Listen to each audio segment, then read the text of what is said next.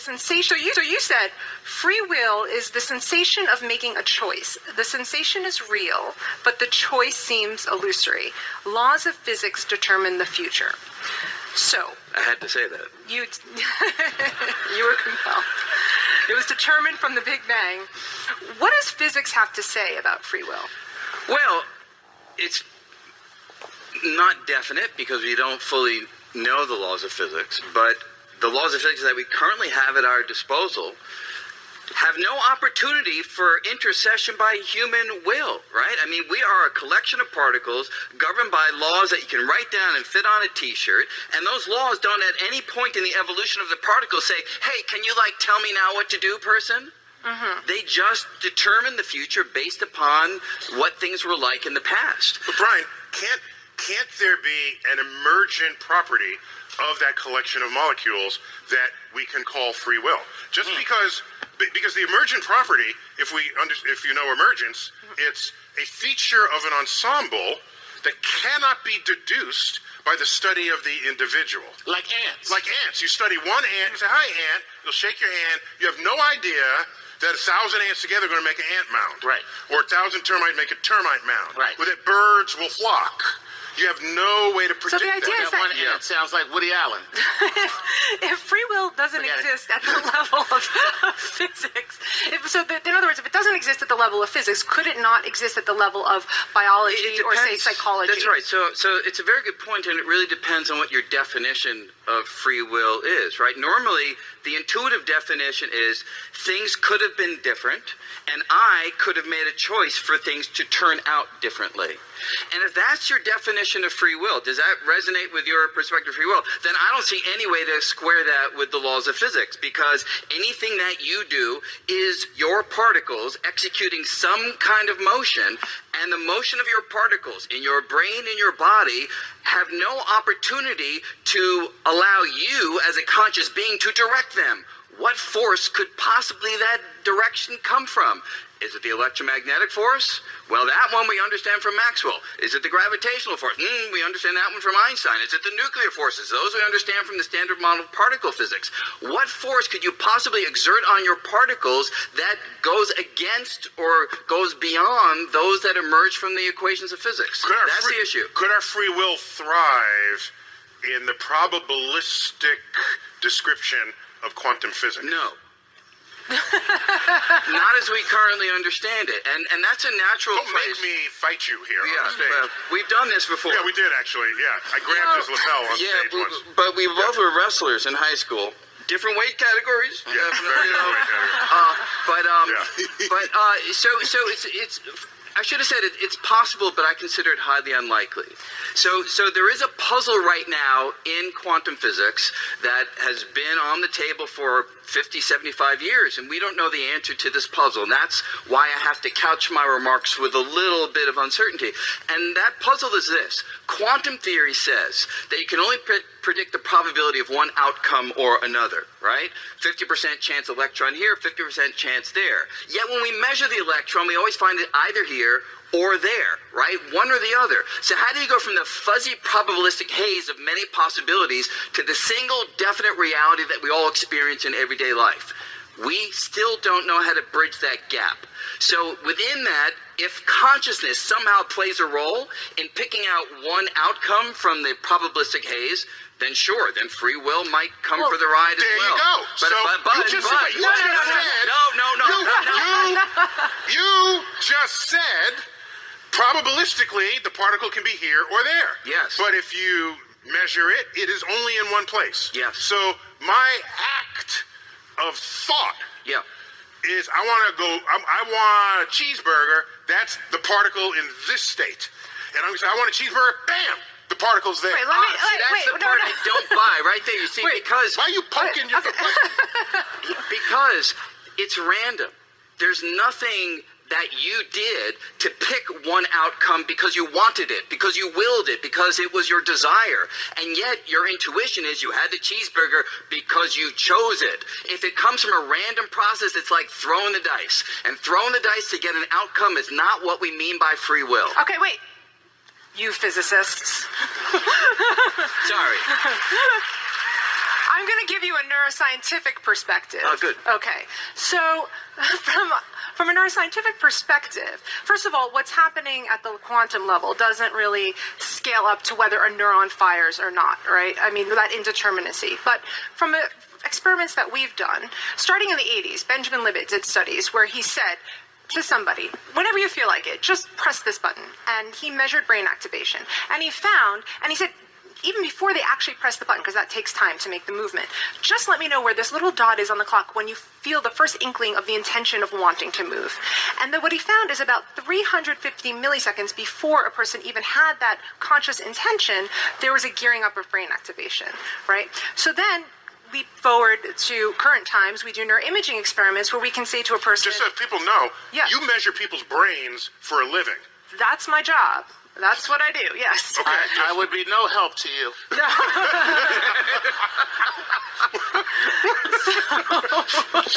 It's my unconscious here again. He's always butting in and, we need you. But you can measure it using fMRI, which looks at blood flow to different parts of the brain. Functional Magnetic resonance imaging. Basically, looking at blood flow is a proxy to neurons fire. The blood is going to go where the neurons are firing because they need energy. So we can say to you, okay, just choose left or right, or that hamburger or not. And Cheeseburger. Sorry, this is cheeseburger. He chose to put cheese on that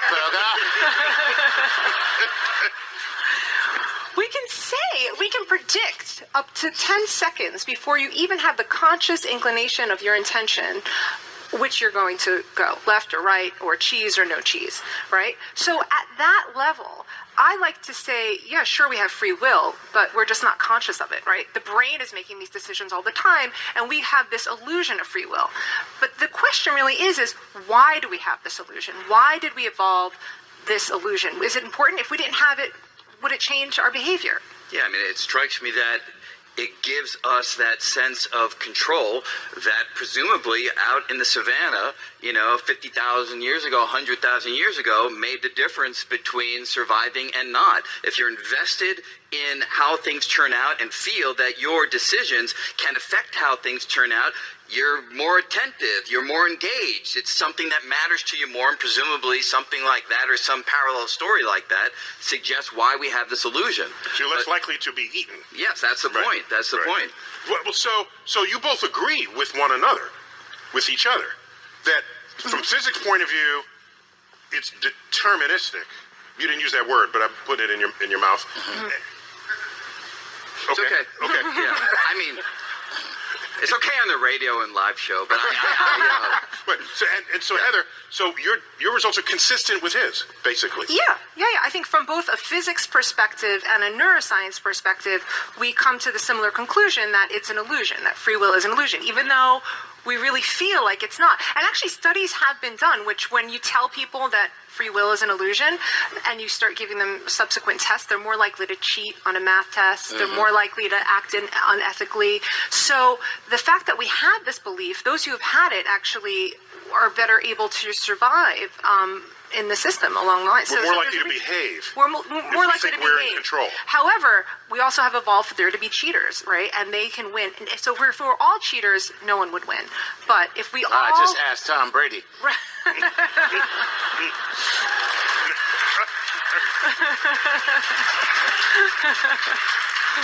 And Chuck, he looked so deflated at the end of that game. Right? He was sad. So, Heather, is there let me ask you a blunter question. Right. Does it even matter that you know this, if we all feel like we have free will? I want to believe that I go to school and get a good job and behave, and I want to believe all that. Well, you tell me I shouldn't believe it? That if one day I end up in prison, that was predetermined from the Big Bang? And wait, You're saying yes to that? But wait, as an addendum to that, if you're going to do it, you're going to do it. There's nothing I can do. So if I kick your ass right now, that's it. That was predetermined. It was meant to be from the Big Bang. It was meant to be, my friend.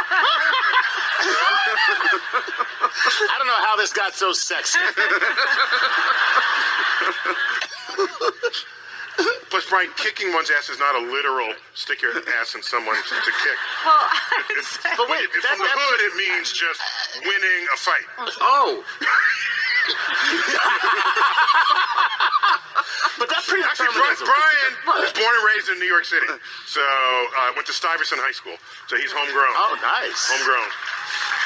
But wait, that predeterminism that you were just talking about. Okay, let's say, for instance, that you do accept that, and then that leads to fatalism. Was that also predetermined?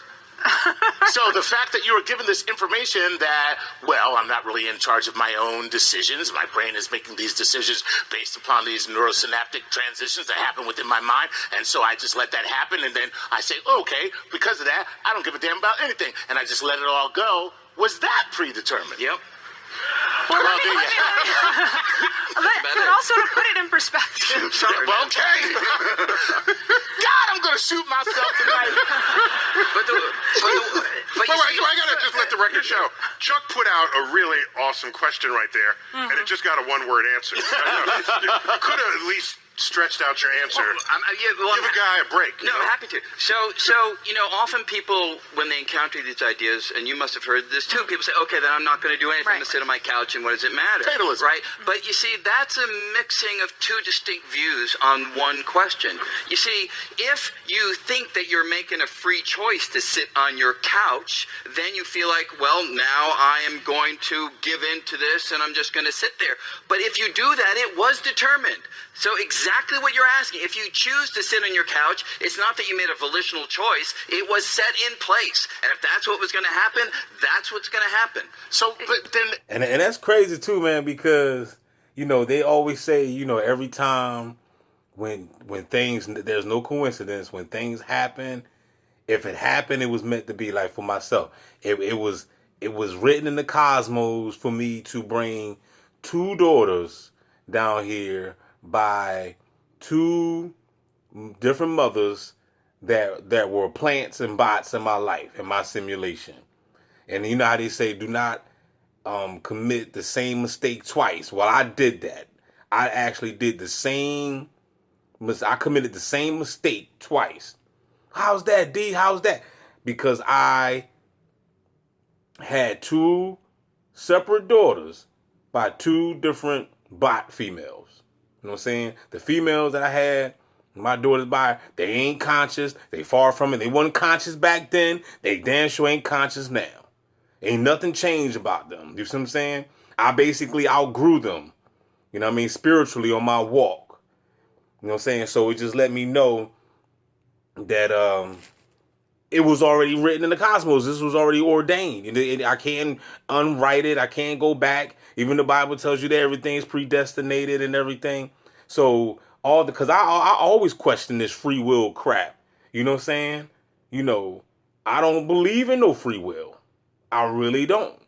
I believe that everything is already written, and we are all here to find the purpose of why we came here. And if you get off the track of your so-called destiny will find its way to bring you back on track. And if you go back and read the story of Jonah, how God told Jonah to go ahead and what was it? The city of what was it? Nineveh or something. He said, I sent Jonah to go there. Jonah didn't want to do it. Jonah tried to flee from God. And what happened? He jumped on the boat. The storm came. And once the people on the boat realized Jonah brought the storm, they cast lots and stuff. They realized it was Jonah's fault. They cast his behind into the sea, and that's when he got swallowed up by the whale. You know what I'm saying? And he got spit back on the earth. You know what I'm saying? And all that happened just to bring Jonah back to square one, to go back so he can obey God and do what God told him to do in the first place. So we're all on a mission down this joint. So even with this gangstalking, especially with this gangstalking, you may not understand it. It get on your damn nerves just to do. You got these bots on your nuts, but at the end of the day, it's all written in the cosmos. You were somehow, I guess we signed some contracts. I don't know what the fuck. I don't remember. But all I know is that, it is what it is. And this is definitely predestinated. This is predestination. Even when you watch the movie Final Destination, you know what I'm saying? When they escape death and they think they got away, but they ain't really get away. Death somehow find their ass later and creep right back up on them and get them. You know what I'm saying? So it's just weird, yo. This movie matrix simulatrix down here is crazy. And I just got implanted just now. By that particular Can I get a no there? measure, all information that we receive then predetermines everything that we do. That's really what you're saying. Yes, absolutely. And moreover, but to just give this a little bit more color, I think your view, Heather's view, and Baba's. Don't mansplain her view. Okay, I won't that. But what I heard Baba say. Now let me tell you something, Brian. Let me tell you something. I'm predetermined to say that. We spoke about this before, but Baba's description, I think, really at least helps me when I think in those terms, which is it's not that free will is the intuitive one that we're talking about here. Free will really is the fact that we're able to carry out this amazing spectrum of behaviors. We can walk, we can talk, we can sing, we can come up with ideas. The fact that they had an earlier cause, maybe even back at the Big Bang, to me it doesn't take anything away from creativity. It doesn't take anything away from originality. It doesn't take anything away from having a sense of authorship over your own actions, because you're the most immediate cause of those actions. They emerge through you, through your particles. Your particles in your brain are configured in such a way that when certain stimuli hit your body, you said and do certain things. Fact that it's determined, who cares? So there's different views of free will. Okay, there's not just determinism and non-determinism. There's compatibilism, which is what that is. Yeah. And compatibilism is saying that the world it is deterministic, but we also have free will within that because of these probabilities. And the other question, getting kind of to what you were saying, is that so then people throw their hands in the air. Okay, if there's no such thing as free will, then I can do whatever I want. I can go murder someone. It doesn't matter. It was predetermined. However, we have also Chuck. evolved. There is a however. That's really important. We have evolved the capacity to have self-control as other animals. But in particular, we have the largest percentage of prefrontal cortex than any other species, which is the part of the brain that has that ability to control our innate impulses. So we hold people accountable for their actions to the degree to which they have the capacity to have self-control. Therefore, children are less responsible for their crimes than adults or people who have prefrontal lesions or severe psychiatric illness. So because children don't have a fully developed prefrontal cortex yet. Until about the age of 25. And so for guys, it's 35. Yeah, it's a little bit. Should add a little bit more. Tell me what y'all think, man. Comment down below. Tell me what you think. Free will or no free will? All this is predestinated. Everything's already written in the cosmos. Everything's already pre-planned. When you die, you're going to die on the day you're supposed to. Ain't nobody dying. Oh, man. We hear people say this. Oh, man, they left. Man, they punched the wrong clock. You know what I'm saying? His time was cut short. Even when babies die in a house fire or a car crash. You know what I'm saying? You see it all the time. You know what I'm saying? You know what I'm saying? Some people come down here for a short time. Some people come down here for a long time. Some people come down here just, whatever, middle age, whatever. But at the end of the day, the real deal is that nobody dies anyway. The body dies, not the energy. You know what I'm saying? So even if you do come down here and live just to be 3 years old and then die, that energy is gonna just reincarnate and come on back. If the mission ain't complete. You see what I'm saying? If the mission ain't complete, if they still have work to do, karma to pay, or whatever the case may be. You know what I'm saying? This is all basically speculation. I'm just putting pieces of the puzzle. Life is a puzzle. You got to put it together. You know what I'm saying? So you put the pieces together, it might just be, let's just say that, that child that died at 3 years old, maybe that was the end of that karma. Maybe they was in another life. They died in that life. They had to reincarnate to pay just a little bit more karma debt.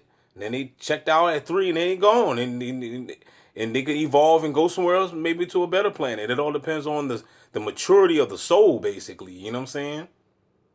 But a lot of y'all, but a lot of y'all other folks, man, y'all gonna be stuck down this bitch because y'all just ignorant and you love it. You love being blue pilled, and you gonna just be reincarnating, come on back down this bitch and be stuck.